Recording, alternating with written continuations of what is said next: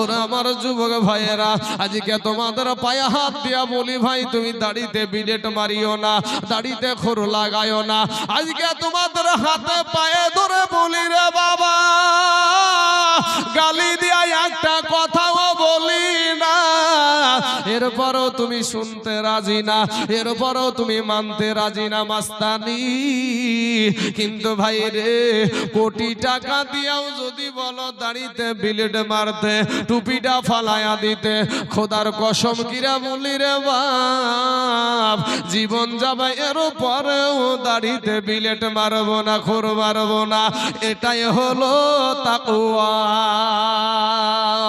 ও মুসলমান ভাইয়েরা আমার, ওরে আমার কালেমার ভাই, একটা কথা শুনে নেন। আল্লাহর একজন বান্দা, আল্লাহর একটা গোলাম, যার নাম ছিল বাবা আব্দুল উজ্জা। এই আব্দুল উজ্জা, আজকে তুমি মুসলমানের ঘরে জন্ম নিয়েছো, কত বড় কপাল পোড়া রে ভাই। এ যুবক ভাইয়েরা, এ কালেমার ভাই, ও গো আমার মা খালা, শুনে জানা যে রাতের বেলা শোনেন গো, আজকে বাবা রে, আজকে আপনি মুসলমানের ঘরে জন্ম নিয়েছেন বাবা, এরপরেও বাবা আল্লাহকে আমরা পাইতে জানি না, আল্লাহকে পাইতে জানি না, নবীকে পাইতে জানি না।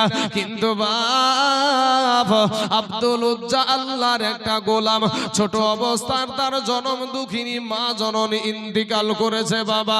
এরপরে পরিবার তার বাবা আবার দ্বিতীয় বিবাহ করলো। দ্বিতীয় বিবাহ যখন করেছে, একদিন, দুই দিন, তিন দিন বাবা, কিছুদিন যাওয়ার পরে তার বাবাটাও ইন্তিকাল হয়ে গেল, অর্থাৎ তার বাবাও মারা গেল, তার মাও মারা গেছে বাবা।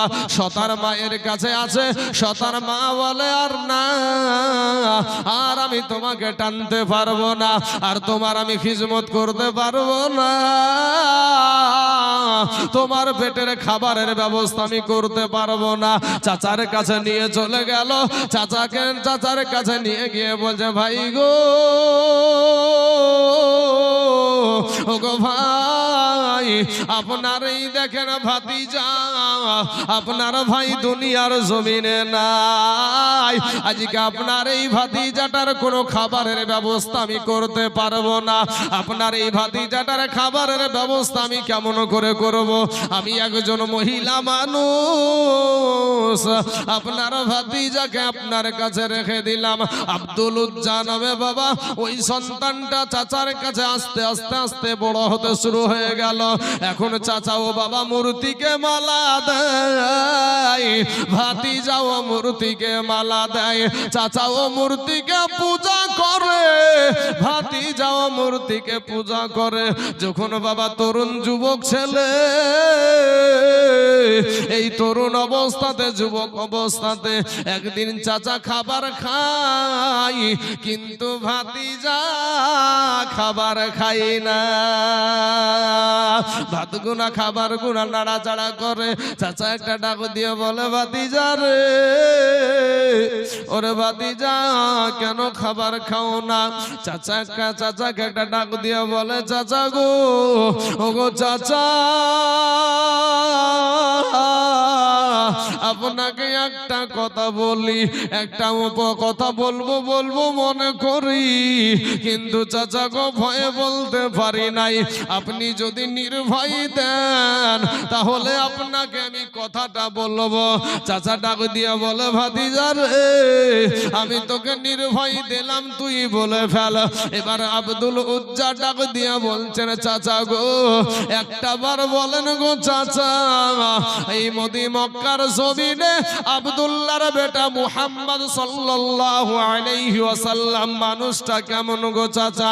ওই চাচা একটা জমিন থেকে লাফ দিয়ে বাবা দাঁড়িয়ে গিয়া একটা ডাক দিয়ে বলে, ভাতিজা রে, ওরে ভাতিজা, পৃথিবীর জমিনে যদি কোনো এক নাম্বার মানুষ থাকে, সেটা হলো ওই আব্দুল্লাহর বেটা মুহাম্মদ। জোরে বলেন সুবহানাল্লাহ। এ কালেমার ভাইরা, ওগো আমার মুসলমান যুবকেরা, এবার ওই তরুণ যুবক ছেলে আব্দুল উজ্জা ডাক দিয়ে বলে, চাচা গো, আপনিও যখন সাক্ষী দিলেন তিনি একজন ভালো মানুষ, তিনি একজন সত্যবাদী, তিনি একজন আলামিন মানুষ, মানুষ। ওগো আল্লাহ, ওগো আমার চাচা, তবে সে যে ধর্মটা সত্য ধর্মটা প্রচার করছে, ওই ধর্মটা যদি আমরা পালন করি, ওই ধর্মটা যদি আমরা কবুল করে নিই, ওই ধর্মটা যদি আমরা মেনে নিই, বলেন গো চাচা, তাহলে আমাদের ভালো হয়। এবার চাচা এটা ডাক দিয়ে বলে, ভাতিজা রে, সে একটা ভালো মানুষ, এটা সত্য কথা, কিন্তু তার আমি কোনো ওই ধর্মকে আমি মেনে নিতে পারবো না। কারণ আমার বাবা দাদার ধর্ম, আমি আমার বাবা দাদার ধর্মতে আমি চুনকালি মারতে পারবো না। আমি আমার বাবা দাদার ধর্মতে আমি কোনো সময় আমি চুনকালি মারতে পারবো না, ধর্ম পরিবর্তন করতে পারবো না।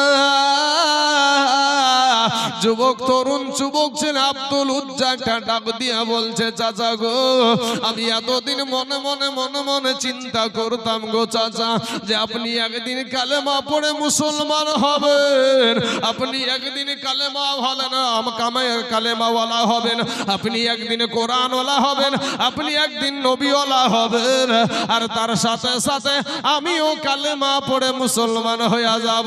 চাচা গো, আপনি যখন এক বাক্যে জানায়া দিলেন আপনি কোনোদিনও কালেমা পড়বেন না, আপনি কোনোদিনও মুসলমান হবেন না, ও চাচা, আপনাকে সাক্ষী রেখে আমি পড়ে নিলাম লা ইলাহা ইল্লাল্লাহ।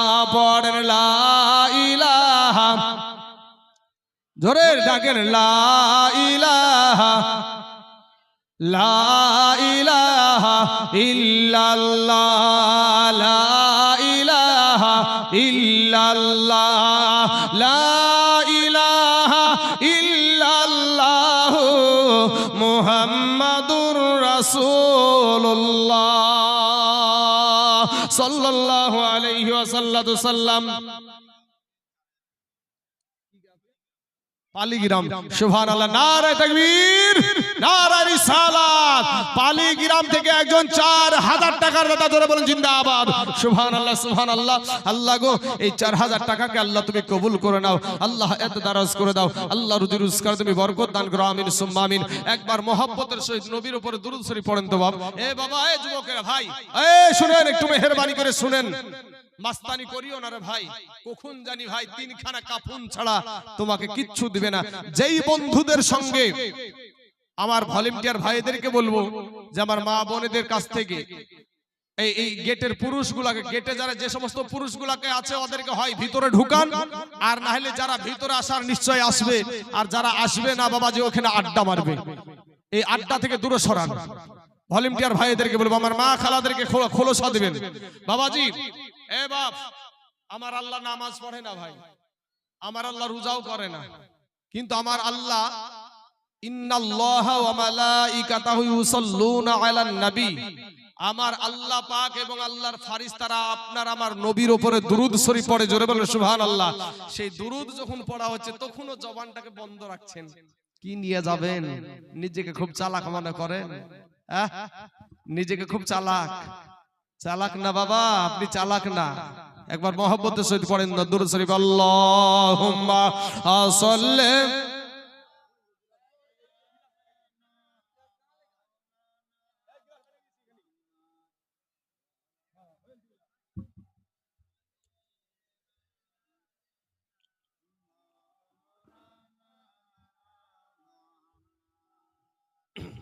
اللهم صل على سيدنا مولانا محمد وعلى آل سيدنا مولانا محمد সাল্লাল্লাহু আলাইহি ওয়াসাল্লাম। ওই তরুণ যুবক ছেলেটা ডাক দিয়া বলে, চাচা, চাচা গো, আপনার আপনাকে সাক্ষী রেখে আমি কালেমা পড়ে মুসলমান হয়ে গেলাম। এবার চাচা বাবা তেলে বেগুনে জ্বলে গেল। চাচা গরম গরম চোখে তাকায়া বলে, ভাতিজা রে, আজ ছোট অবস্থা থেকে আমি তোকে এত বড় করলাম, আর তুই আমার এই প্রতিশোধটা দিলি রে বাবা। এবার ভাতিজাকে ডাক দিয়ে বলে, ভাতিজা রে, আমার বাড়ি থেকে এক্ষুনি বের হয়ে যাবি, আর তোকে আমার তরফ থেকে যা কিছু দিয়েছি সব আমাকে ফিরায়া দিবি। আজকে ভাই তুমি একটু বাহানা করে তোমার নিজের সাথে তোমার একবার আব্দুল উজ্জার জীবনীটা একটু মিলায়া দেখো রে বাবা। তুমি কত বড় গাদ্দার, তুমি কত বড় মস্তানি করো রে ভাই সোনা। আমার আল্লাহ পাক কত তোমার উপরে দয়া করে তোমার রুজি দেয়, খাবার দেয়, পানি দেয় রে বাবা। রৌদ্র দিচ্ছে, রাত্রের অন্ধকার দিচ্ছে। আমার আল্লাহ হিন্দুদের কেউ খাবার দেয়, খ্রিস্টানদের কেউ রুজি দেয় বাবা, মুসলমানদের কেউ দেয়। কিন্তু মুসলমান ভাই আজকে তুমি মানতে রাজি না। আজকে তুমি বলো আমি কাজ নিয়ে নামাজ পড়ার সময় পাই না, কিন্তু আল্লাহর গোলাম রে ভাই, আমার আল্লাহর ডাক আসলে হাজার কান্না করলেও সেদিন ছাড় পাবা না। এ মুসলমান ভাইরা, আব্দুল উজ্জাকে ডাক দিয়া বলে, চাচা,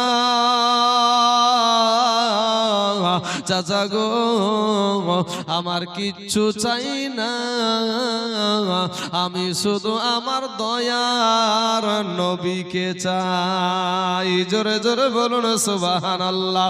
এ আমার বাবাজিরা, এ আমার ভাই জানেরা, শুনে জানা যে রাতের বেলা রে বাবা ডাক দিয়ে বলছেন, চাচা গো, আমার কিচ্ছু প্রয়োজন নাই, শুধুমাত্র আমার নবীকে যদি পাই এতেই আমি শান্তি হয়ে যাব।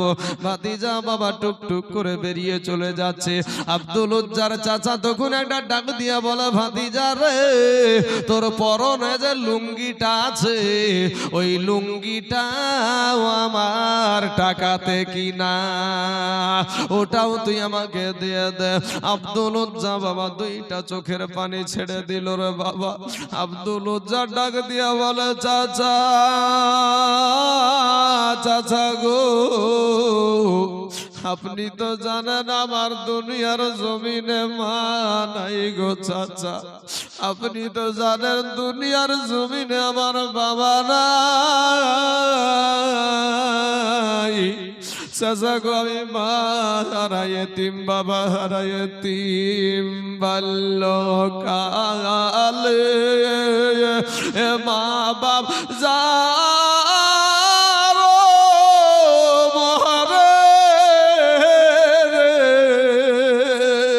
তাহার মত দুঃখী নাই রে জগতে, বাল্যকালে মা বাপ যা মরে রে, তাহার মতন দুঃখী নাই রে জগতে। যুবক ভাইয়েরা, সোনা মানিক রে, জনম দুঃখিনী মা যার দুনিয়ার জমিনে নাই, 10 মাস পেটে ধরা মা যার দুনিয়ার জমিনে নাই রে বাবা। কত মানুষ এখানে বসে আছে, মাকে কবরে রেখে দিয়েছে এই জলসা প্রাঙ্গণে আসতো, মায়ের হাতে রান্না করা খাবার খেয়ে কিন্তু আজকে এই স্টেজে আসতো। আজ মা দুনিয়ার জমিনে নাই, আজ আব্বা জান দুনিয়ার জমিনে নাই। কারা গো আজ মা হারা সন্তান এখানে বসে আছেন গো? কারা গো আজ আব্বা হারা সন্তান এখানে বসে আছেন? আমি আপনাদেরকে বলবো, আব্বা মাকে ভুইল না রে যুবক, আব্বা মাকে ভুইল না। এই দুনিয়াটা কিছুই না রে মুমিন।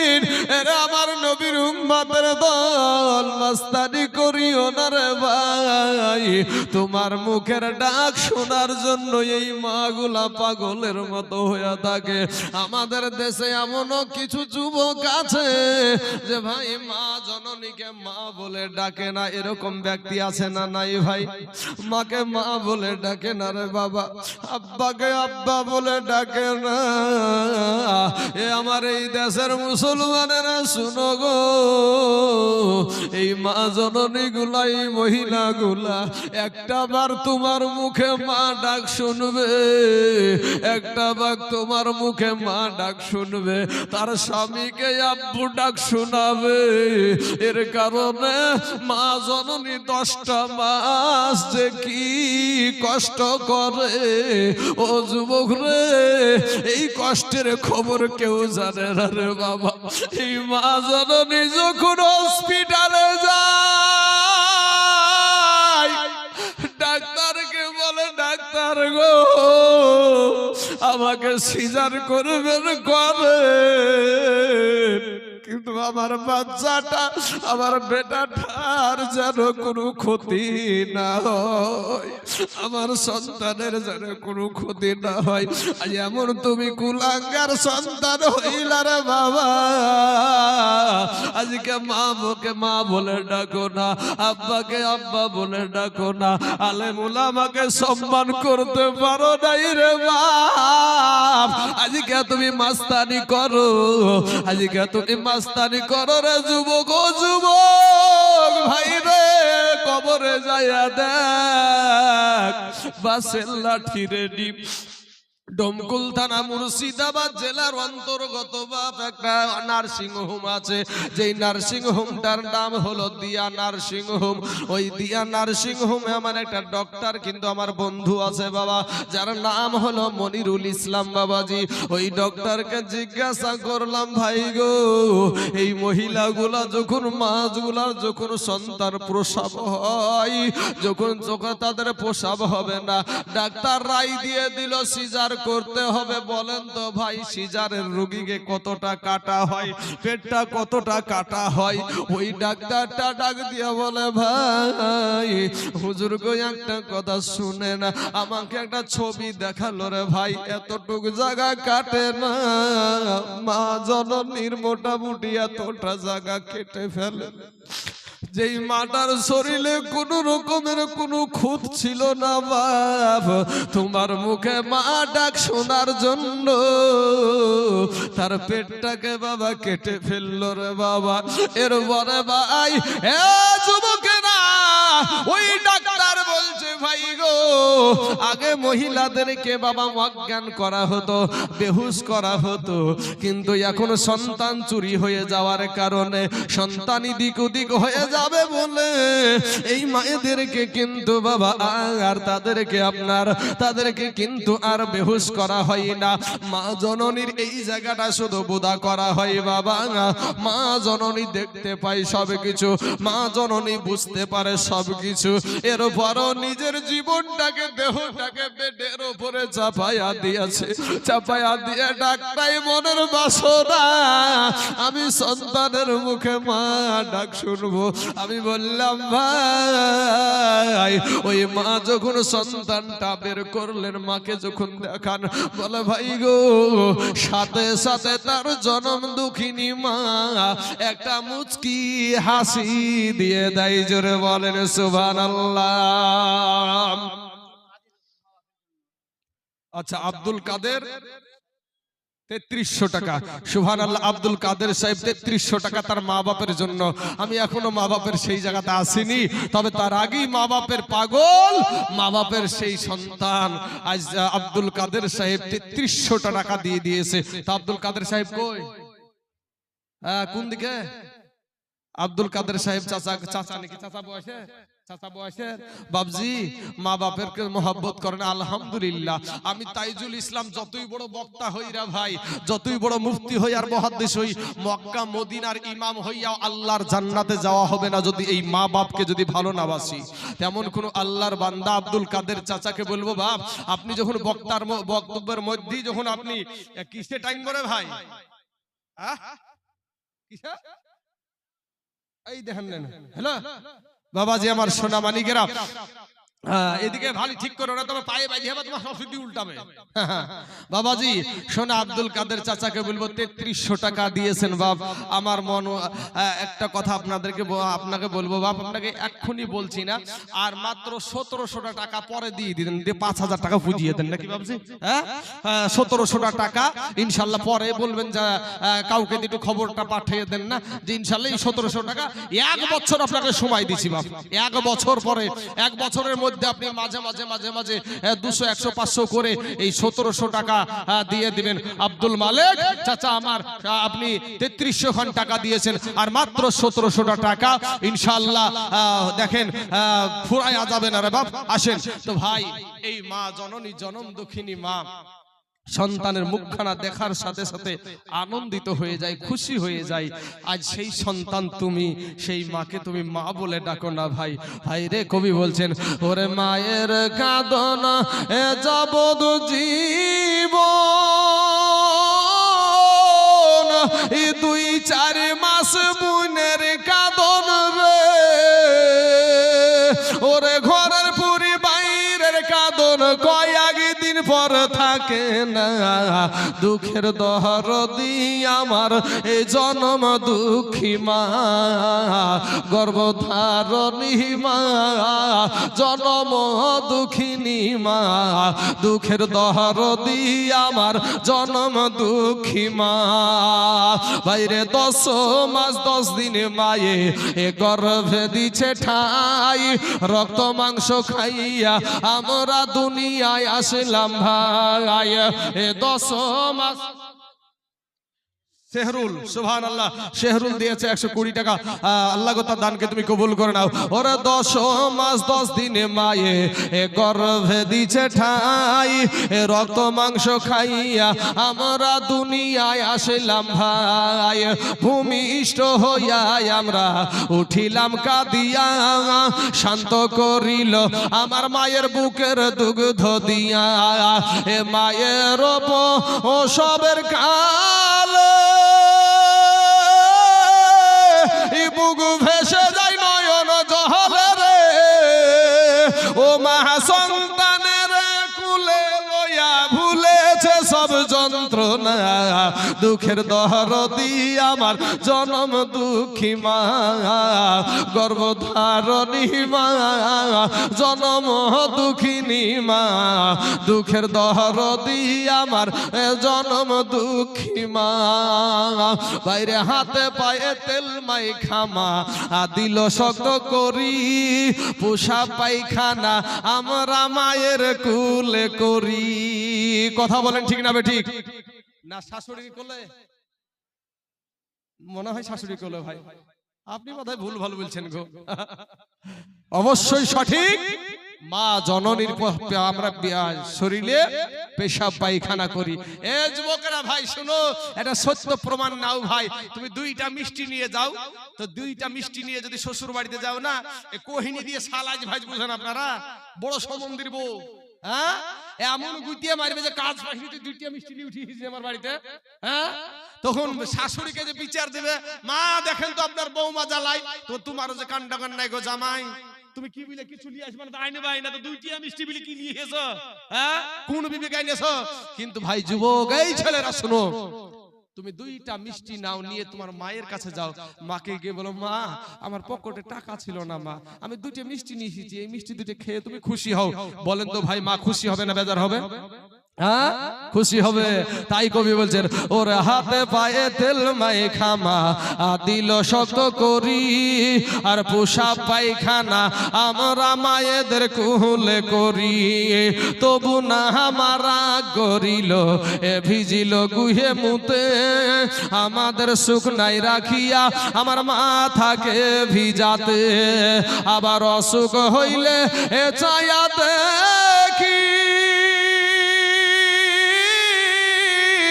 মাই রইছে বিছানাই বইসারে, বলে আল্লাহ লইয়া যাও গো সন্তানের নিও না দুঃখের দরদি আমার জনম দুঃখী মা গর্ভধারণী মা জনম দুঃখিনী মা দুঃখের দরদি আমার জনম দুঃখী মা ছেলে যদি কুপুত্র হয় এ মায়ে নাহি ফেলে আর হাজার দোষ থাকিয়া তবু মায়ে গোপন রাখে আজকে তাইজুল ইসলাম ভেবে বলে জান্নাত মায়ের পায়ের তলে রে ওরে ডাকে বুখারী হাদিস খুলে করেছে নবী ঘোষণা দুঃখের দরদি আমার জনম দুঃখী মা গর্ভধারণী মা জনম দুঃখিনী মা দুঃখের দরদি আমার জনম দুঃখী মা আজ কারা গো এখানে মাওয়ালা মানুষ বসে আছেন মায়ের পাগল কারা জানি বসে আছে আমি জানি না আজকে মায়ের পাগলের পরিচয় আমি একটু দেখবো বাবা আজকে আপনাদের এই উত্তর দিনাজপুর জেলাতে বাপ অনেক জায়গায় আমি এসেছি রে বাবা আপনাদের হেন্দাবাদ ঠুকঠুকির মোড়ে এসেছিলাম আপনাদের শিয়ালতরে এসেছিলাম আপনাদের কৃষ্ণমুড়িতে এসেছিলাম আপনাদের ইটাহারে এসেছি বাপ আপনাদের সেলিমপুর বলে একটা জায়গাতে এসেছি অনেক গ্রামে চোপড়া থানা বলে একটা থানা আছে না নাই বাবাজি ওই চোপড়া থানার ভিতরে এসেছিলাম বাবা গো আমি আপনাদেরকে বলবো কারা গো আজ মায়ের পাগল এখানে বসে আছেন ও বাবাজি তার আগে আপনাদেরকে একটাবার বলি বাবা এই আব্দুল উজ্জাই মানার কারণে কবরকে ভয় করে রে বাবা কবর সব সময় ডাকতে আছে কবর কবর ডাকতে আছে কবর সব সময় ডাকতে আছে বাবা কবর হইল পোকামাকড়ের ঘর কবর হইল সাপ বিচ্ছুর ঘর এই আব্দুল উজ্জা একটা ডাক দিয়ে বলে চাচা গো দুনিয়ার জমিনে আমার মা নাই বাবা নাই ও চাচা আপনি আমাকে যদি এখন বেইজ্জতি করে দেন গো চাচা আমি একটা তরুণ যুবক নওজোয়ান যুবক ছেলে চাচা গো আমি যদি লুঙ্গিটাও খুলে দিই গো চাচা আমার কি লজ্জা করবে না আমার কি শরম করবে না এবার চাচা ডাক দিয়ে বলে ওসব কাহিনী আমাকে বলে কোনো লাভ নাই তবে শোনো রে বাবা তোকে একটা কথা বলে দি আমাকে যা আমার দেওয়া জিনিস যা কিছু আছে সব আমাকে ফিরায়া দে আজ মুসলমান কলেমাওয়ালারা ও নবীওয়ালারা কোরআনওয়ালারা শুনো ভাই ওই আব্দুল উজ্জা একটা ডাক দিয়ে বলছেন চাচা লুঙ্গিতে হাত দিয়েছে লুঙ্গিতে হাত দিয়েছে ডাক দিয়ে বলে চাচা গো এই দেখেন খুইলা দিলাম লুঙ্গি ইমান বানাইলাম সঙ্গী জোরে বলে সুবহানাল্লাহ খুইলা দিলাম লুঙ্গি ইমান বানাইলাম সঙ্গী চাচা গো আমার লুঙ্গির দরকার নাই আমার আল্লাহর দরকার আমার গোষ্ঠীর কোনো দরকার নাই আমার কোন রকমের বংশের দরকার নাই আমার দরকার হলো আমার মদিনাওয়ালা আমার দয়ার নবীকে পেলে আমি ঠিক হয়ে শান্তি পেয়ে যাব এ বাবাজি আমার সোনা মানিকেরা আজকে বাবা গো আপনাদের এই বিলাসপুরের জমিনে ও এই গ্রামের বিলাসপুর তো নাকি মতিগঞ্জ এই মতিগঞ্জের মুসলমানদেরকে বলবো বাপ আজকে ঈমান আনার কারণে এই ছেলেরা এই যুবকেরা এখানে করো ভাই এই বৃদ্ধ মানুষগুলার গাড়া ঢিলে হয়েছে তো গাড়া ঢিলে হয়ে তোমার হয়ে গেছে